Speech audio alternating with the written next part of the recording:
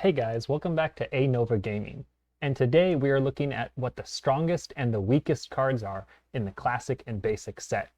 And this video is building on our last video where we looked at how much different attributes cost in the Classic and Basic set.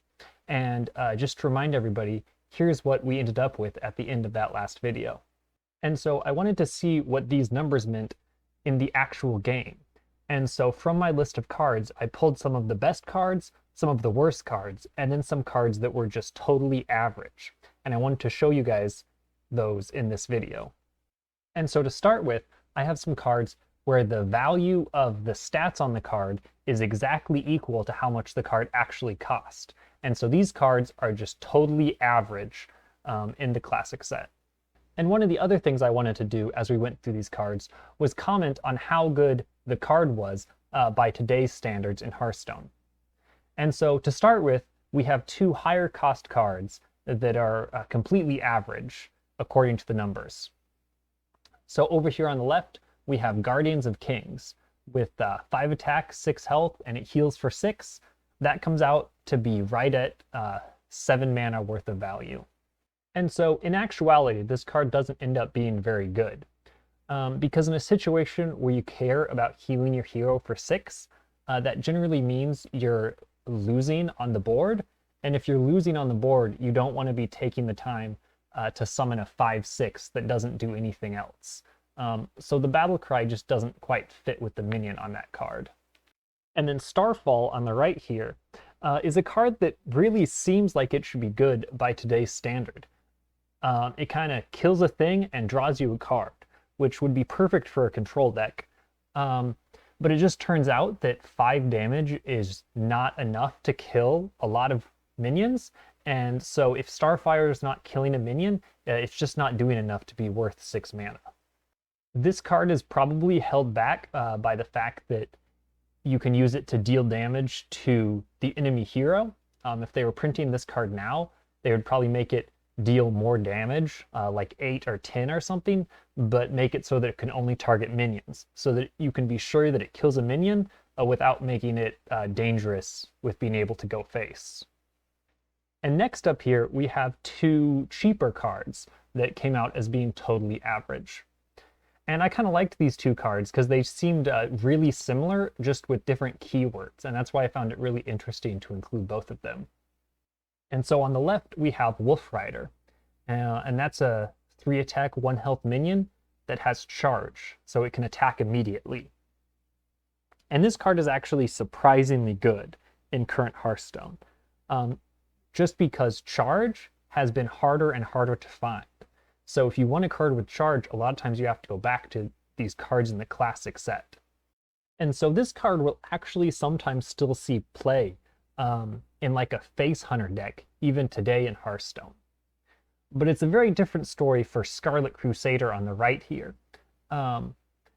Even though Charge has gotten harder to find on new cards, Divine Shield has gotten very easy to find on new cards.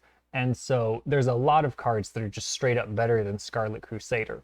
So even though in the Classic set, Scarlet Crusader is totally fair and totally balanced, it's a card that you're never going to see played now. And now that we've looked at some of the fair cards in the Classic set, let's kind of switch gears a little bit and look at some of the worst cards in the Classic set. And so on this slide, we have some of the worst, bigger cards in the Classic set. And over here on the left, we have Pyroblast. And Pyroblast just costs too much for what it does. Dealing 10 damage by the numbers here is only worth 9 mana. This is probably another card that got bumped all the way to 10 just because the developers were scared of it going face. If you're playing Pyroblast in your deck, you're probably never wanting to use it to kill a minion. And today, the only time you would be playing Pyroblast is if you're going to be casting it for free somehow in a mage combo deck. So nobody is actually ever paying 10 mana for this card. And so if they ever wanted people to actually pay the price on the card for Pyroblast, they should probably just make it cost 9, make it come out 1 turn sooner, and make it possible to actually play Pyroblast for the cost that's on it. And on the right, we have Reckless Rocketeer. And man, is this card bad. Even by the numbers in the classic set, this card is overcosted by over a mana. Even by the classic set standards, this card would be bad at 5 mana. It just doesn't do enough for how much it costs, not even close. And when I said people have to look back to the classic set when they're looking for charge cards, just because Blizzard isn't really printing any more charge cards, this card is bad enough that nobody is using this card, even when they're looking for charge cards. And now that we've looked at some of the big cards that are bad, let's look at some of the cheaper cards that are also just as bad. And so over here on the left, we have Dalaran Mage, which is 1 attack, 4 health, and spell damage +1. And so people like to make fun of another card, Silverback Patriarch, which has 1 attack, 4 health, and taunt, as being one of the worst cards. And so Dalaran Mage is the same as that, except instead of taunt, it has spell damage +1. Which, at least Silverback Patriarch, the taunt is always useful. It's always going to force your opponents to attack it. But with Dalaran Mage, to even get any value out of that spell damage, you have to be casting a spell with it.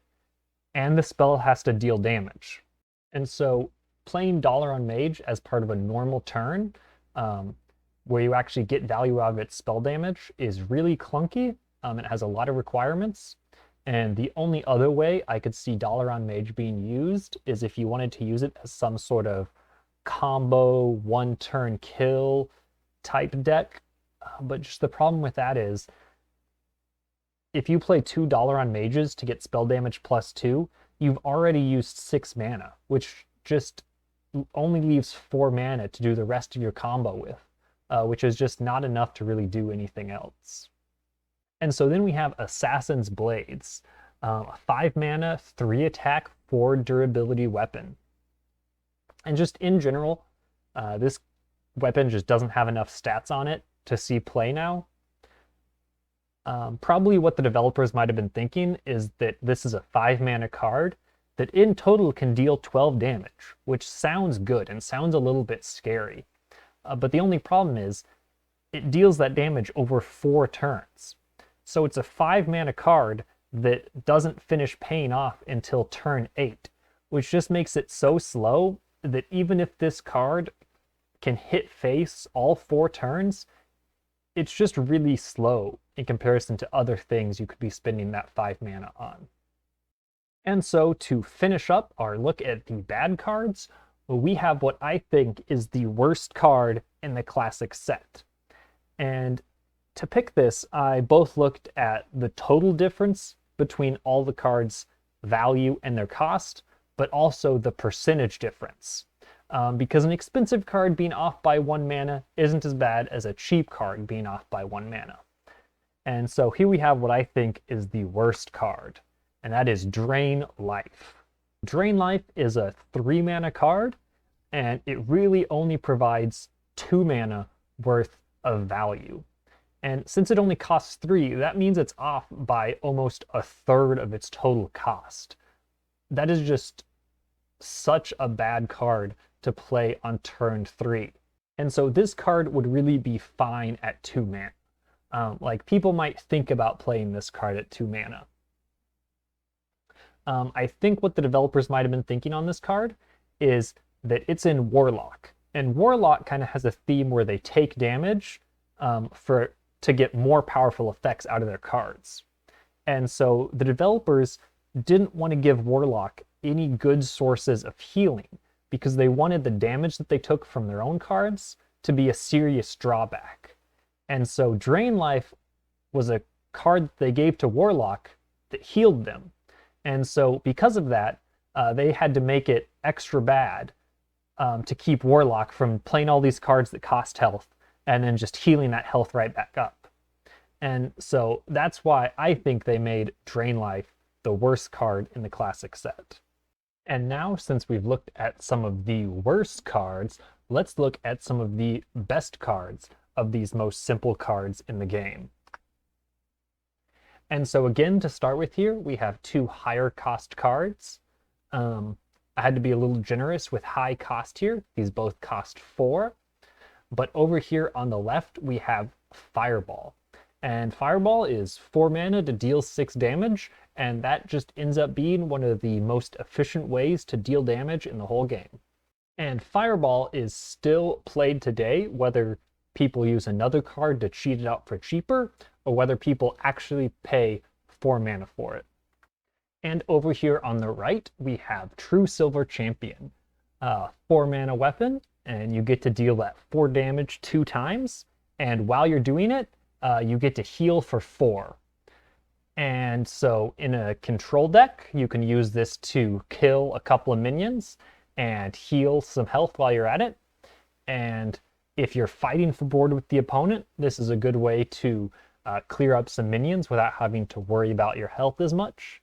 The only time this card wouldn't be as good is if you're a very aggressive deck, because if you have total control of the board, you probably don't care about that healing, and without the healing, this weapon's not as good. And surprisingly, this card doesn't find its way into too many Paladin decks, just because Paladin decks aren't usually looking for weapons. But when they do want weapons, it's not uncommon to see them play True Silver Champion even today. And so now that we've looked at some of the best bigger cards, let's look at some of the best small cards in the game. And this one might look a little funny here, but we have Wisp, the 0 mana minion. And Wisp is undercosted by about 1/3 of a mana, but since it costs 0, you didn't pay anything for it anyway, so all that value is basically free to you. And that is kind of ignoring the card cost, but you can see that's already factored in the calculation. And I'm kind of surprised that in really aggressive decks today that nobody ever plays Wisp, because if you're looking to just dump a lot of stats on the board, why wouldn't you play a 0 mana card that you can play for free whenever you draw it? And then over on the right, we have Light's Justice, a 1 mana weapon that's 1 attack 4 times. And in total, this card is 1 mana, deal 4 damage, and that sounds really good. Now, to be fair, it is over 4 turns, but you can play this on turn 1, which means it's done dealing its damage by turn 4. So still very early on in the game. The one caveat is that you really want to use Light's Justice to hit the enemy hero. You don't want to have to use it to hit minions, because if you hit minions with it, you have to run into minions 4 times, and you're going to take a lot of damage doing that. But if you're playing an aggressive deck, where you know you're going to have control of the board, and you can use Light's Justice to hit the enemy hero 4 times, it's basically going to be 1 mana, deal 4 damage. And now we have 2 of Paladin's weapons as some of the best cards in the game. And that kind of really surprised me. And then finally, we have what I think is the best card of these simple cards in the classic set. And that is Fire Elemental. When you look at the stats on this card, it is worth 8 mana. That means it is 2 mana undercosted. And I guess ideally what you would want to do with this card is you'd use that battle cry to kill a thing and then summon a 6/5. So you kill a minion, summon a minion. That would be the dream. If you used this as kind of the top end of a mid-ranged or an aggressive deck, I think this would be a really good card to put in there and to fight for board control. Also, if this was in an aggressive deck, you could use it to hit the opponent's face and threaten for lethal. For instance, if they had 9 health, you play Fire Elemental, you hit their face with the Battle Cry, and then you're threatening to deal 6 damage with the minion next turn if they can't get rid of it. So it can also be used in aggressive decks that way. And also, it's an elemental, which I didn't even take into account when I was scoring these cards, but that means you can also get some elemental synergies with it. And so I'm kind of surprised that Shaman has never used Fire Elemental, as far as I know, as an important part of any of their decks. Because as far as the classic set goes, this card looks really good. And so that is it for this video. In the future, I'm going to use a method a lot like this to look at other more complicated cards in the classic set, such as combo, choose one, or secret cards. And I'm going to use a method like this to try to figure out how strong those cards are and compare them to some of the cards we've been looking at in this video. But for now, let me know what you guys think. Do you think this was a good way of finding the strongest and the weakest cards in the classic set? Do you think I missed anything? Just let me know in the comment section below.